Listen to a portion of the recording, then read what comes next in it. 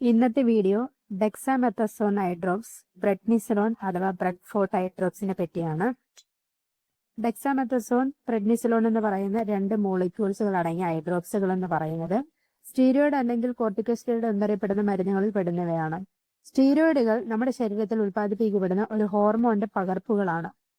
Dexamethasone, പ്രെഡ്നിസലോൺ പോലെയുള്ള I ഡ്രോപ്സുകൾ കണ്ണിൽ വീക്കം, ചുവപ്പ്, ഇറിറ്റേഷൻ എന്നിവ കുറയ്ക്കുകയും കണ്ണിന് പരിക്കുകൾ, ശസ്ത്രക്രിയ, മറ്റ് കഠിനമായ അലർജികൾ, രാസവസ്തുക്കൾ മൂലമുണ്ടാകുന്ന കേടുപാടുകൾ എന്നിവയാൽ ഉണ്ടാകുന്ന ലക്ഷണങ്ങളെ പരിഹരിക്കുവാൻ ഡോക്ടർ നിർദ്ദേശിക്കുന്ന സ്റ്റീറോയിഡ് ഐ ഡ്രോപ്സുകളാണ്. പ്രിസർവേറ്റീവ് ഇല്ലാത്ത ഡെക്സാമെത്തസോൺ, പ്രെഡ്നിസലോൺ ഐ ഡ്രോപ്സുകൾ ഇന്ന് ലഭ്യമാണ്. ഇതൊരു കുറിപ്പടി മരുന്ന് മാത്രമാണ്. അതുകൊണ്ട് തന്നെ കുറിപ്പടി ഇല്ലാതെ ഇത് വാങ്ങുവാൻ പാടുള്ളതല്ല.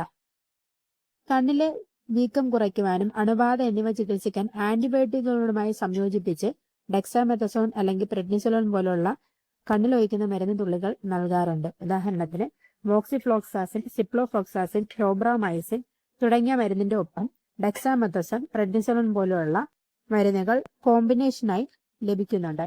അത് അണുബാധയെ ചികിത്സിക്കുവാനും വീക്കം കുറയ്ക്കുവാനായിട്ട് ഡോക്ടർ നിർദ്ദേശിക്കുന്നു. ഈ മരുന്നുകൾ പ്രകൃതിദത്ത ഹോർമോണായ കോർട്ടിസോൾ പോലുള്ള മനുഷ്യനിർമ്മിത സ്റ്റീറോയിഡുകളാണ്.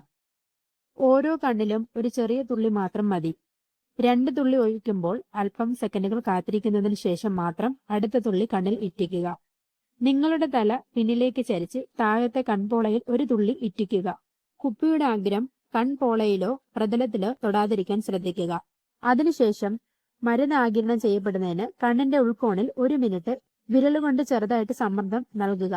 ഒന്നിലധികം തുള്ളികൾ നൽകണമെങ്കിൽ ഓരോ തുള്ളിക്കുമിടയിൽ കുറച്ച് മിനിറ്റ് കാത്തിരിക്കുക. ഉപയോഗത്തിന് മുമ്പ് മരുന്ന് കുപ്പി നന്നായി കുലുക്കുക. ഡെക്സാമെത്തസോൺ, പ്രെഡ്നിസലോൺ പോലെയുള്ള മരുന്നുകൾ ഉപയോഗിക്കുമ്പോൾ വീക്കം, വേദന വഷളാകുകയോ 2 ദിവസത്തിൽ കൂടുതൽ നീണ്ടു നിൽക്കുകയോ ചെയ്താൽ നിങ്ങളുടെ കണ്ണിന്റെ അവസ്ഥ ഡോക്ടറെ അറിയിക്കുക. ദീർഘകാലത്തേക്കുള്ള ഉപയോഗമാണെങ്കിൽ കാലക്രമേണ മരുന്ന് പതുക്കെ ഡോസ് കുറച്ച് നിർത്തേണ്ടി വരും. ഡോക്ടർ നിർദ്ദേശിച്ച അളവിലും ദിവസങ്ങളിൽ മാത്രം കൃത്യമായി ഉപയോഗിക്കുക. പെട്ടെന്ന് നിർത്തരുത്. പ്രെഡ്നിസലോൺ പോലുള്ള ഐ ഡ്രോപ്സുകൾ ദീർഘകാലം ഉപയോഗിക്കുന്നതിലൂടെ തിമിരം, ഗ്ലൂക്കോമ, ചില നേത്ര അണുബാധകൾ, കോർണിയയുടെ കനം കുറയൽ എന്നിവയ്ക്കുള്ള സാധ്യത വർദ്ധിപ്പിക്കുന്നു. കണ്ണിൽ ഹെർപ്പസ് സിംപ്ലെക്സ് അല്ലെങ്കിൽ മറ്റെന്തെങ്കിലും തരത്തിലുള്ള ബാക്ടീരിയ, വൈറൽ നേത്രാണുബാധ ഉള്ളവർ പ്രെഡ്നിസലോൺ ഉപയോഗിക്കാൻ പാടുള്ളതല്ല. പ്രെഡ്നിസലോണിൽ സോഡിയം ബൈസൾഫേറ്റ് അടങ്ങിയിരിക്കുന്നതിനാൽ ഇത് അലർജി പോലുള്ള പ്രതിപ്രവർത്തനത്തിന് കാരണമാകുന്നു. സാധാരണ പാർശ്വഫലങ്ങളിൽ കണ്ണ് കത്തുന്ന പോലെ തോന്നുക, ചൊറിച്ചിൽ, കണ്ണിലെന്തോ ഉള്ളതുപോലെ തോന്നൽ, രുചിയിലെ മാറ്റങ്ങൾ, കണ്ണിൽ സമ്മർദ്ദമുള്ളതുപോലെ തുടങ്ങിയവയാകുന്നു. അലർജി പ്രതികരണങ്ങൾ ഉള്ളപ്പോൾ ശ്വസിക്കുന്നതോ അല്ലെങ്കിൽ വിഴുങ്ങുന്നതിനോ ബുദ്ധിമുട്ട് തോന്നുക, മുഖത്തോ ചുണ്ടിലോ വായിലോ തൊണ്ടയിലോ വീക്കം കാണുകയാണെങ്കിൽ ഉടൻ തന്നെ വൈദ്യസഹായം തേടുക. ഈ വീഡിയോ ഉപകാരമായെങ്കിൽ മറ്റുള്ളവരിലേക്ക് ഷെയർ ചെയ്യുക. Thank you.